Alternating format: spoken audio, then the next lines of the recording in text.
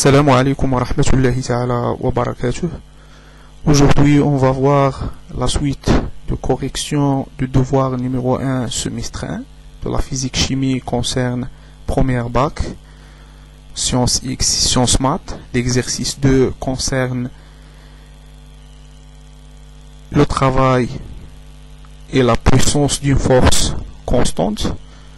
Donc, l'exercice 2, la figure 1 représente un groupe composé de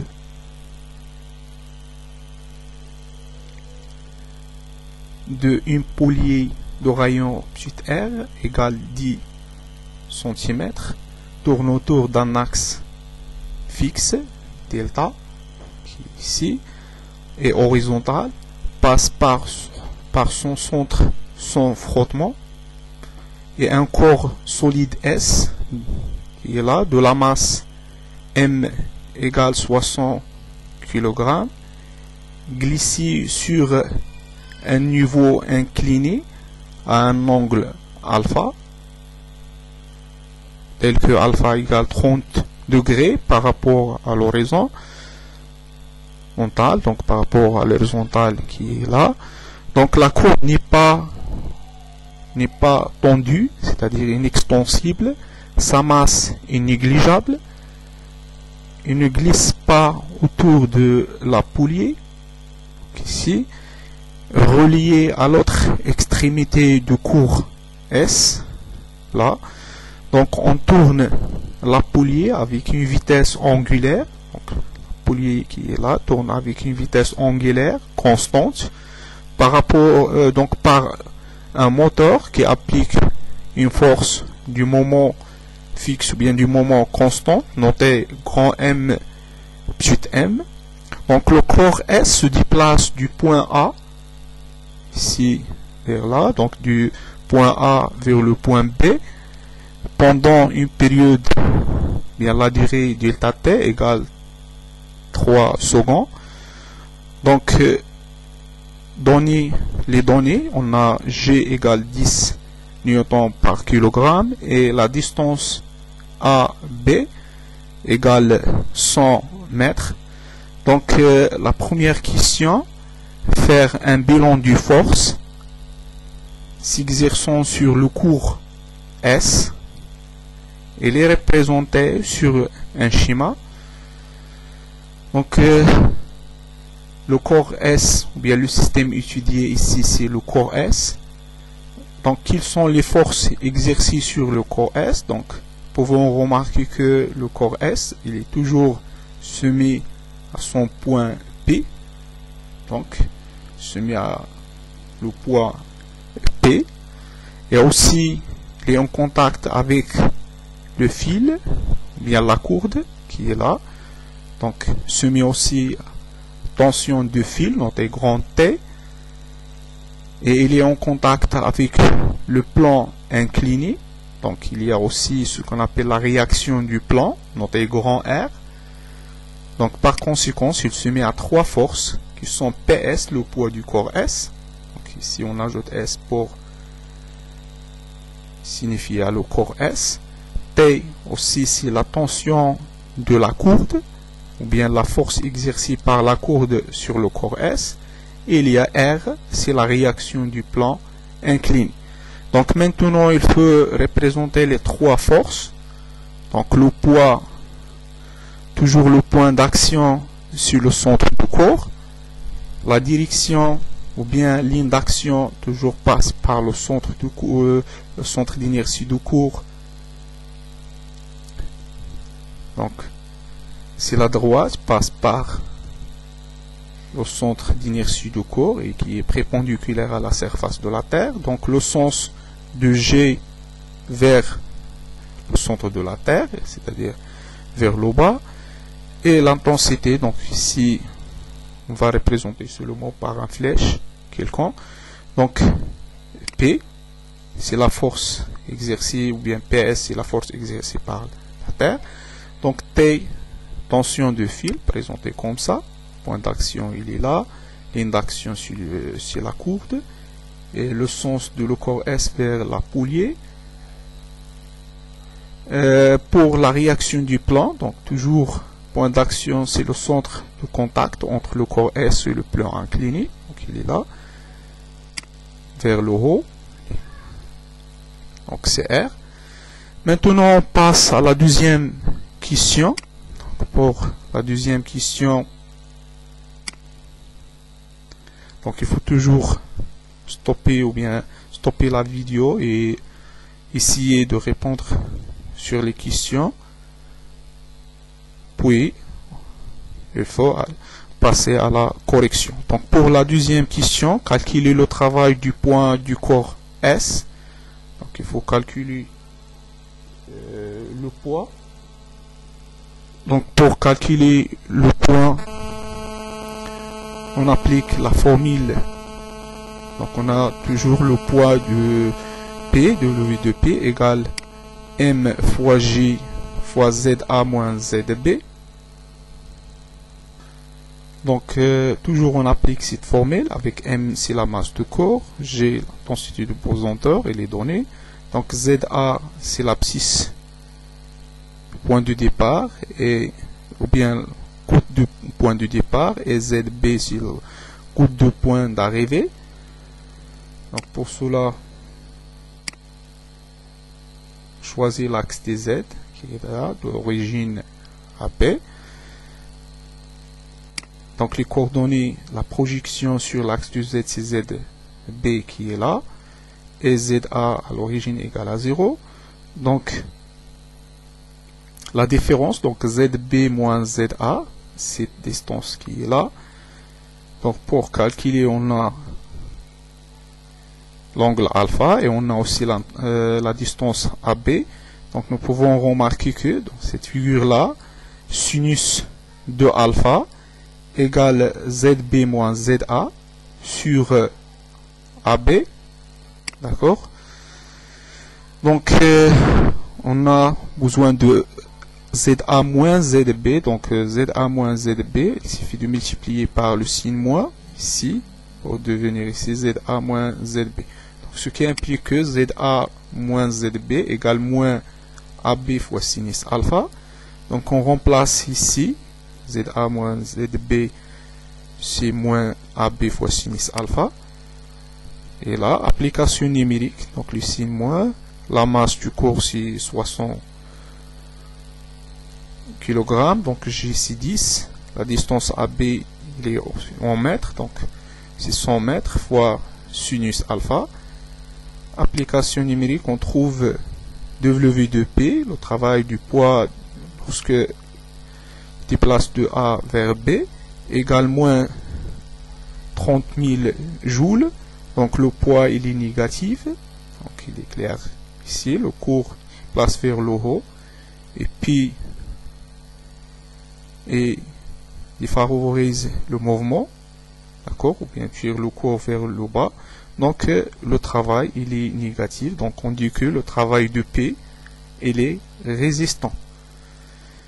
Pour la troisième question, donc calculer le travail de la force T, de la tension, c'est-à-dire la force exercée par la courbe sur le corps S, on donne T égale 330 newtons.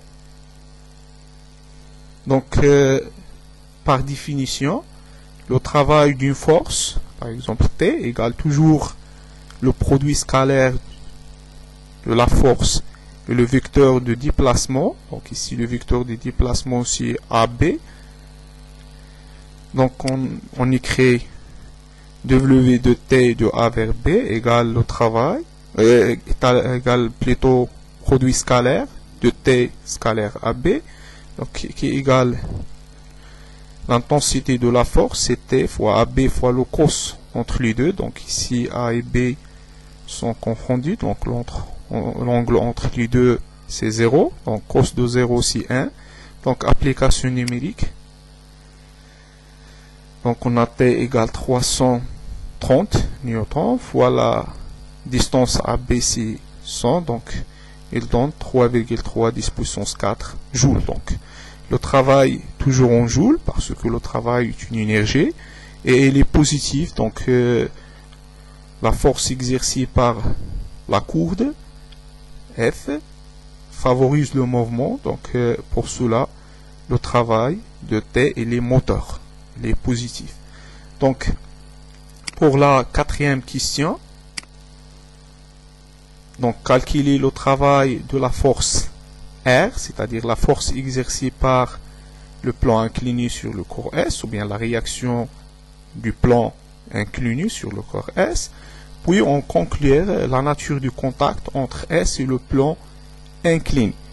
D'accord? Donc ici, il n'y a pas de l'intensité de R. D'accord? Donc pour cela, on utilise les données. Donc on a la poulie, d'accord, tourne avec une vitesse angulaire qui est constante, d'accord, c'est un mouvement, par conséquent, il est un mouvement de rotation uniforme. Donc lorsqu'il est mouvement de rotation uniforme, il est lié avec une courbe inextensible par le cours S. Donc lorsque la poulie tourne, le corps S va déplacer de A vers B, donc avec une vitesse qui est aussi constante. Par conséquence, il est en mouvement rectiligne uniforme, donc pour le corps S. Donc d'après le principe d'inertie, la somme des forces est nulle. Donc si la somme des forces est nulle, c'est-à-dire que la somme du travail aussi est nulle. Donc par conséquent, le travail de R égale le travail de moins P moins le travail de T. Donc, puisque le travail de P il est déjà négatif, donc avec le signe moins, c'est 3 10 puissance 4, et le travail de T, c'est moins T, c'est moins 3,3 10 puissance 4, ce qui implique que le travail de R égale moins 3 10 puissance moins 3 joules. Le travail, il est non nul, différent de 0. D'accord? Donc, puisqu'il est non nul, le contact entre le plan incliné et le corps S se fait avec frottement. Le contact avec frottement.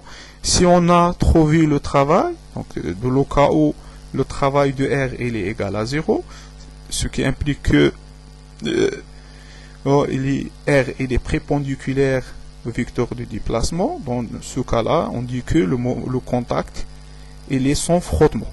Donc, lorsque R, le travail de R il est différent de 0, toujours le mouvement se fait avec frottement.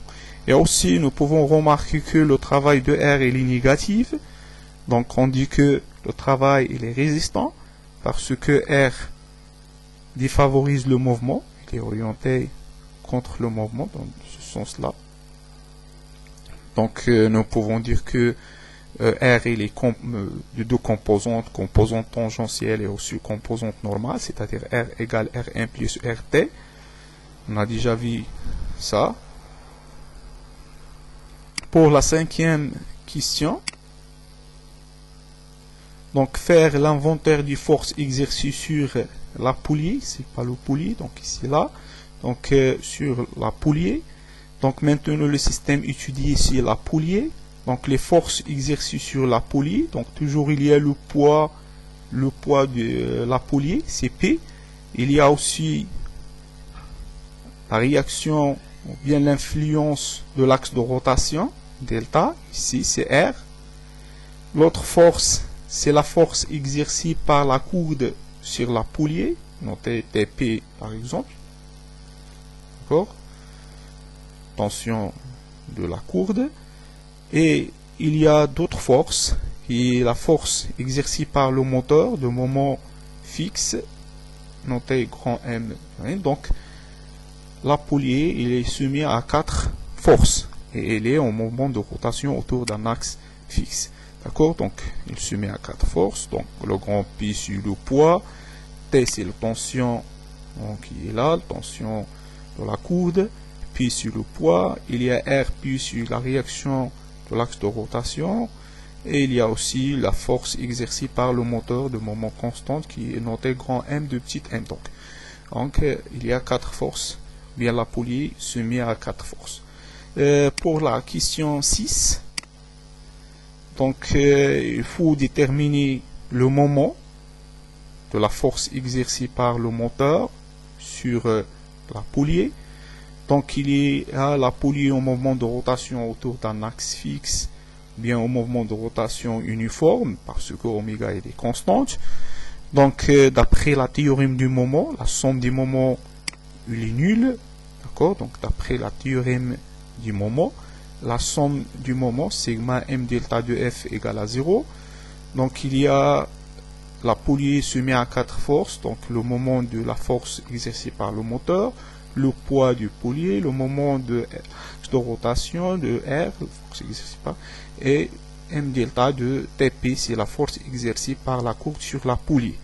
Donc nous pouvons remarquer que le moment de poids du poids P, le moment de réaction de l'axe de rotation R, il est nul parce que les lignes d'action de P et de R coupent l'axe de rotation delta R, c'est-à-dire la distance entre l'axe de rotation et les lignes d'action de P et R, il est nul, donc le moment toujours il est nul. Donc il reste seulement en M, qui est grand M de petit m qui est différent de 0, et aussi M de Tp. Donc on a la courbe inextensible ou bien n'est pas étendue.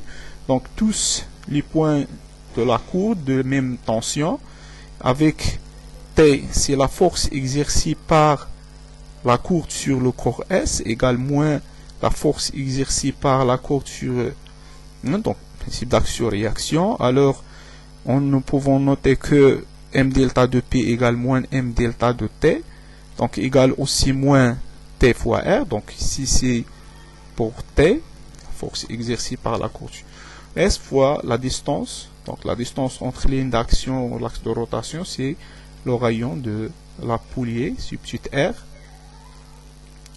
Donc on remplace ici, donc m delta égale moins m delta de pi. Le signe moins avec ça, il est négatif, devient positif. Donc le moment application numérique, c'est 330 fois 10 puissance moins 2 égale 33 newtons fois mètre. Donc le moment de moteur il est positif parce que le moteur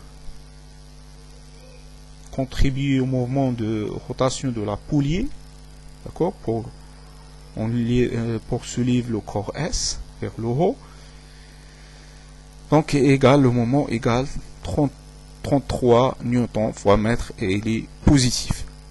Pour la dernière question, donc la question 7, calculer la puissance du moteur, ou bien la puissance moyenne du moteur. Donc en général, la puissance égale le travail, d'accord, donc la puissance égale le travail sur delta T. Donc par définition on a P égale le travail du moteur sur delta T, donc le travail aussi égale le moment, on a déjà calculé, fois delta θ sur delta T. Donc car lorsque le corps ici déplace de A vers B, la poulie tourne d'un angle delta θ et point de la surface ici, ou bien du périphérique de la poulie va tourner,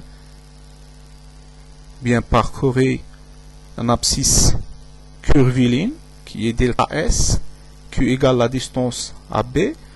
Donc delta S égale R fois delta θ, donc ce qui implique que delta θ égale AB sur R. Donc on remplace delta θ par AB sur R. Donc ce qui donne P moyen égale, ou bien P puissance de moteur égale le moment du moteur fois la distance AB sur delta T fois R. Donc l'expression de PM par en fonction du donné de l'exercice. On fait l'application numérique. Donc M delta c'est 33, la distance AB c'est 100 mètres et delta T c'est 3 secondes. R il faut exprimer en mètres, si 10 cm, si 10 fois 10 puissance moins 2, application numérique, on trouve PM égale 1,110 puissance 4 watts. Donc toujours l'unité de la puissance, ou bien l'unité internationale de puissance, c'est le watt. Donc بهذا ننهي تصحيح l'exercice رقم 2. لا تنسوا الاشتراك في القناة وكذلك التواصل مع الأصدقاء لكي تعم الفائدة، ولا تنسوا الدعاء معنا. أتمنى لكم التوفيق والنجاح. نلتقي إن شاء الله بالنسبة للإكزرسيس رقم 3 الخاص بالكيمياء. والسلام عليكم.